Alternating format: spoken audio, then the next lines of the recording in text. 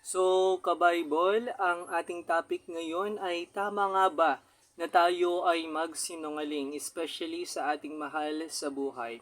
Ang sagot po ay no. Minsan, ang hirap pigilin ang kasinungalingan o yung magsinungaling tayo.